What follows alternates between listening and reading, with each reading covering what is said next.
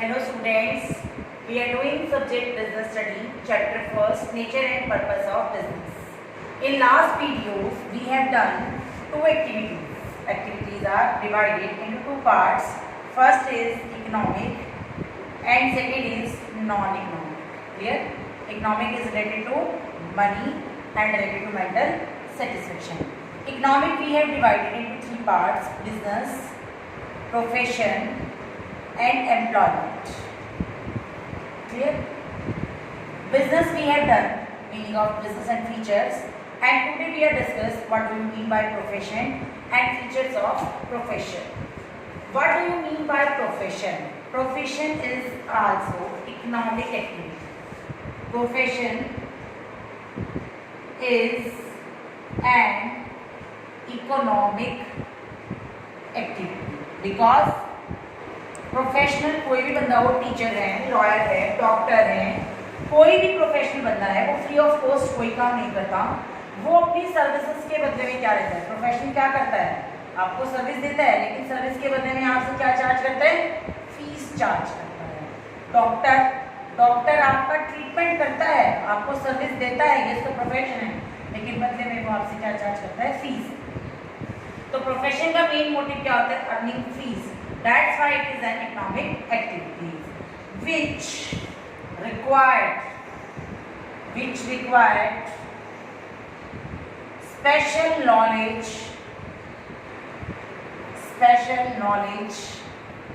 and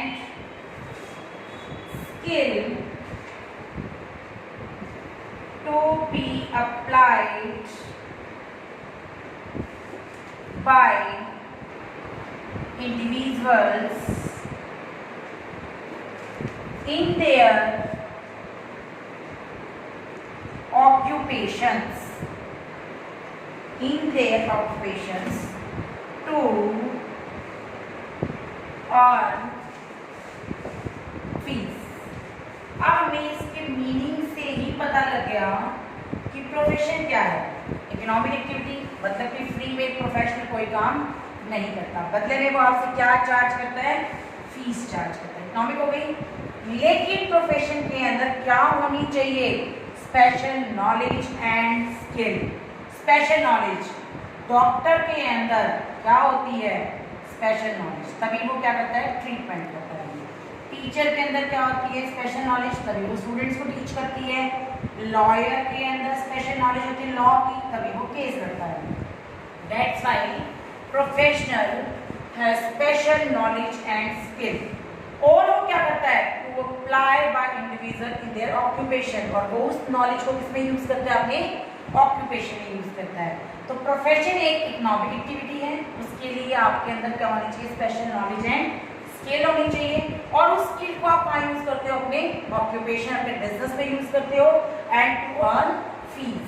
तो professionals में example ले सकते हैं। कौन कौन सा प्रोफेशनल होता है? प्रोफेशनल में एग्जाम्पल लिखो: people engaged in profession are known as professionals। जो लोग प्रोफेशन से रिलेटेड होते हैं, उनसे लिंक्ड होते हैं, उन्हें क्या बोलते हैं? प्रोफेशनल्स।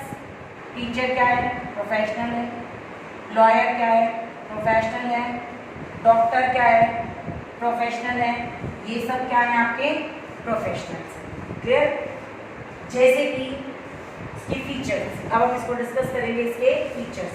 तो मीनिंग हमें क्लियर हो चुका है। Economic activity, special knowledge skill और applied in their occupation to earn fees. कौन कौन है प्रोफेशन में? Teacher, lawyer and doctor. ये अपने अपने फील्ड में अपने सर्विस प्रोवाइड करते हैं due to special knowledge. That's why they all are professionals. Now we are studying features of profession. आप कैसे आइडेंटिफाई करोगे कि ये प्रोफेशन है? तो आपको उसकी कुछ फीचर्स पता होनी चाहिए। फर्स्ट, फीचर्स या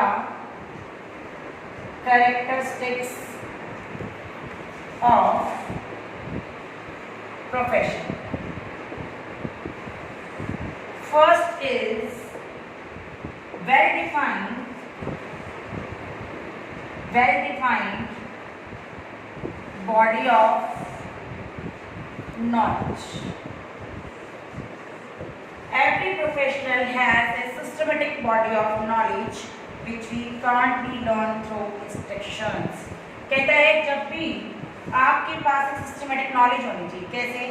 आप एक सीए बनना चाहते हो तो सबसे पहले आप 10th के बाद कौन सी स्ट्रीम लोगे? कॉमर्स। आप +1 स्टडी करोगे, +2 स्टडी करोगे, फिर आप क्या दोगे? सीए फाउंडेशन का पेपर दोगे, जिससे आपकी क्या हो जाएगी? सीए में एंट्री हो जाएगी। उसके बाद आपको 4 ग्रुप्स क्लियर करने होते हैं। सीए के अंडर में ट्रेनिंग लेनी होती है। That is the systematic body of knowledge. आपको एक सिस्टमेटिकली प्रोसेस पूरा करना होता है with the help of instructions. Systematically आपको क्या लेनी होती है? नॉलेज और इंस्ट्रक्शन। और जब आप सारे ग्रुप क्लियर कर जाते हो तो आपको एक इंस्टीट्यूट से क्या मिल जाता है? सर्टिफिकेट मिल जाता है कि आप अब सीए बन गए हो और आप अपना प्रोफेशनल कोर्स शुरू कर सकते हो। तो फर्स्ट पॉइंट हम यही पढ़ रहे हैं, well defined body of knowledge, कि आपको जो नॉलेज गेन करनी है वो बड़े सिस्टमेटिकली करनी है और ये वेल डिफाइन होती है कि आपको किस किस स्टेप को पार करके प्रोफेशन में जाना है। एवरी प्रोफेशन हैज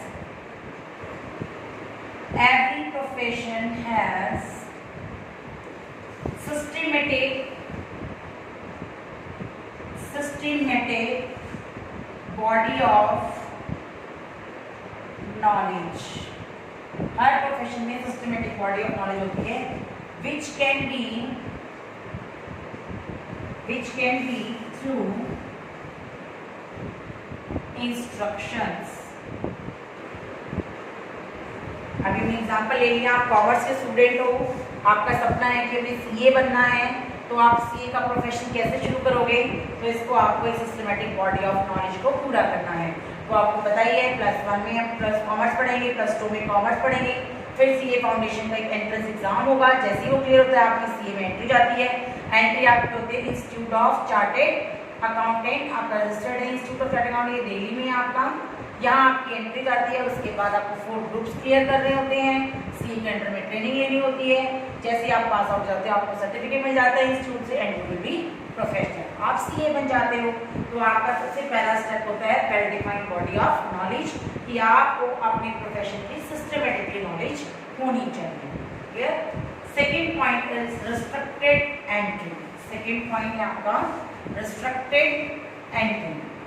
किसी भी प्रोफेशन में रिस्ट्रिक्टेड एंट्री, किसी भी प्रोफेशन में हम बड़े इजीली एंट्री नहीं कर सकते। जैसे कि अगर आपको डॉक्टर बनना है तो आपको पहले पीएमटी का पेपर क्लियर करना पड़ता है। सीए बनना है तो आपको सीए फाउंडेशन क्लियर करनी पड़ती है, रिस्ट्रिक्टेड एंट्री। आपको लॉयर बनना है तो आपको क्लैट का पेपर देना पड़ता है। ऐसे ही बहुत सारे और प्रोफेशंस हैं जिसमें भी आपने एंट्री करनी है तो आपकी एंट्री बड़े रिस्ट्रिक्टेड होती है, टफ एग्जाम्स होते हैं। ये एंट्रेंस एग्जाम अगर आप क्लियर करोगे तो आपके प्रोफेशनल कॉलेजेस में, प्रोफेशनल इंस्टीट्यूशंस में एंट्री होगी। दैट्स व्हाई प्रोफेशन की सेकंड फीचर है restricted entry. Every professions restricted या restricts the entry on the basis of entrance exam। Entrance exam पे बेस करते हैं। An individual can enter a profession. अगर आप ये एंट्रेंस एग्जाम क्लियर करोगे तभी आप अपने प्रोफेशन में एंट्री कर सकते हो, अदरवाइज आप अपने प्रोफेशन में एंट्री नहीं कर सकते। डॉक्टर बनने के लिए पीएमटी का एग्जाम क्लियर करो, सीए बनने के लिए सीए फाउंडेशन, लॉयर बनने के लिए क्लैट। अगर ये एंट्रेंस एग्जाम क्लियर होंगे तो ही आपकी क्या होगी? प्रोफेशन में एंट्री होगी। After clearing these exams then you will be entered in profession। इसीलिए कहते हैं कि आपके प्रोफेशन में एंट्री करनी बड़ी मुश्किल है। रिस्ट्रिक्टेड एंट्री, हर प्रोफेशन में एंट्री कैसी आपकी रिस्ट्रिक्टेड है। Next is professional association. Professional association, third point, her profession का एक प्रोफेशनल एसोसिएशन होता है, एक इंस्टीट्यूशन होता है एसोसिएशन। ठीक है, कैसे? जब आप सीए करते हो तो सीए का एक प्रोफेशनल एसोसिएशन है, वो है आपका institute of chartered account India. ये आपका सीए का क्या है? इंस्टीट्यूट है, जिसे हम बोलते हैं प्रोफेशनल एसोसिएशन। ठीक है, ऐसे ही अगर आप लॉयर बनते हो, लॉयर, तो लॉयर के लिए आपका बार काउंसिल, बार काउंसिल, ये भी क्या आपका प्रोफेशनल एसोसिएशन। यहाँ आप क्या करते हो? प्रैक्टिस इन लॉ, यहाँ आप लॉ की प्रैक्टिस करते हो। तो कहते हैं जब भी आपने प्रोफेशनल बनना है तो आपके पास एक प्रोफेशनल एसोसिएशन होना चाहिए, उसमें आप रजिस्टर्ड होने चाहिए और वही आप क्या करते हो? अपने प्रोफेशन की प्रैक्टिस करते हो। तो प्रोफेशनल एसोसिएशन क्या कहता है? All professions are, all professions are affiliated to a professional association, professional association which, ये क्या काम करते हैं? which regulates एंट्री, जहां आपको डेली अटेंडेंस देनी होती है, ग्रांट सर्टिफिकेट,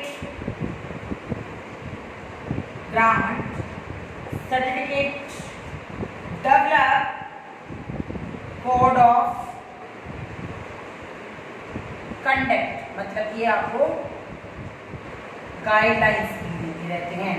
गाइडलाइंस, किसकी guidelines? Related to profession and develop the profession, develop as a profession. Association, जैसे आप स्कूल में पढ़ रहे हो, +1 +2 में, +1 और +2 में आप स्टडी कर रहे हो कॉमर्स, तो आपका एसोसिएशन क्या है? शादखान की गर्ल्स स्कूल। ये आपके बीए को क्या करता है? रेगुलेट एंट्री करता है, आपको सर्टिफिकेट देता है +2 का, ऐसे ही आपको गाइडलाइंस देता रहता है एज ए प्रोफेशन बनने के लिए, और आपकी बीए को भी रेगुलेट करता है कि आप कॉमर्स के स्टूडेंट हो।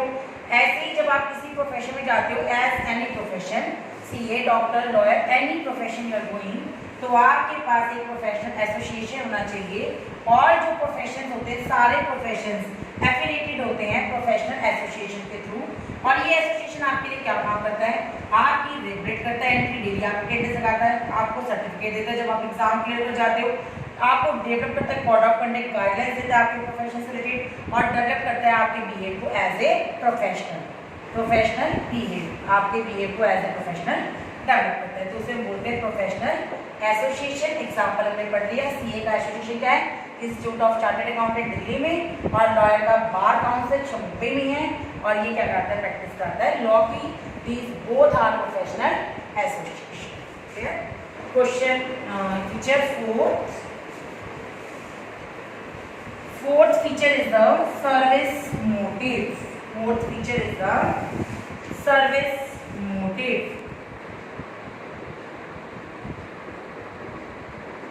आपके हर प्रोफेशन में दो चीजें होती है, इकोनॉमिक प्लस नॉन इकोनॉमिक. क्यों होती है? हर प्रोफेशन का मेन मोटिव क्या होता है? Provide services. आपके प्रोफेशन का मेन मोटिव क्या होता है? Provide service to clients. आपके क्लाइंट्स को सर्विस. एक टीचर है, टीचर उसका फर्स्ट मोटिव क्या है? Service provide to students. Full dedication, तो पूरी डेडिकेशन से आपको पढ़ाती है. तो उसका पहला मोटिव क्या है? अपने बच्चों को फुल डेडिकेशन से पढ़ाना. लेकिन उसका सेकंड स्टेप क्या बन जाता है कि उसके बदले में उसे क्या मिलनी चाहिए? सैलरी या फीस मिलनी चाहिए. तो कहता है हर प्रोफेशन का फर्स्ट मोटिव क्या होता है? मोटिव होता है service clients with dedication, provide service to client with dedication. तो फर्स्ट प्रायोरिटी होती है सर्विस देना और सेकंड प्रायोरिटी होती है earning the money. Next, code of conduct. Code of conduct अभी हमने पढ़ा था गाइडलाइंस। हर profession, teacher, lawyer, doctor, any profession, CA, time to time इनके रूल्स एंड रेगुलेशंस चेंज होते रहते हैं। तो इनका एसोसिएशन इनको time to time code of conduct guidelines provide करता है। ये जो कोड ऑफ कंडक्ट होते हैं, गाइडलाइंस होते हैं, रूल्स होते हैं, ये बड़े स्ट्रिक्टली आपके प्रोफेशंस को फॉलो करने होते हैं। जैसे कि आपका सीए, आपकी टैक्स रेट चेंज हो, टैक्स रेट चेंज हो, आपका एसोसिएशन क्या करता है? इनको गाइडलाइंस प्रोवाइड करता है। जो भी गाइडलाइंस आपका एसोसिएशन सीए को देता है, सीए को बड़े स्ट्रिक्टली उसको क्या करना होता है? फॉलो। अपने प्रोफेशन में उसे बड़े स्ट्रिक्टली क्या करना होता है? फॉलो करना होता है। That is code of conduct. तो कोड ऑफ कंडक्ट क्या कहता है? ए strict code, A strict code of conduct. Word से लगता है strict, strict code of conduct exist in every profession. Her profession में होता है और वो बड़े स्ट्रिक्टली आपको क्या करना पड़ता है? Follow. Member of the members of a profession are required to follow, members को required to follow the code sincerely and honestly। आपके एसोसिएशन ने आपको गाइडलाइंस भेज दी, सीए को बता दिया टैक्स में ये चेंजेस आ चुके हैं, इसने गाइडलाइंस दे दी। सीए को अपने प्रोफेशन में ये बड़े ऑनेस्टली और सिंसियरली फॉलो करने होते हैं, तभी उनकी ऑडिट क्या होगी? एक्यूरेट होगी। अगर वो उनकी गाइडलाइंस को फॉलो नहीं करेंगे तो उनके प्रोफेशन क्या हो जाएंगे? फ्लॉप हो जाएंगे। Next and last point is nature of work. Nature of work, कैसा नेचर होता है आपके प्रोफेशन का? वो बिजनेस में पैसा लगाते ही नहीं, अपनी सिर्फ नॉलेज से ही पैसा कमाते हैं। तो इनका मेन नेचर क्या होता है? Provide consultancy services and advisory services.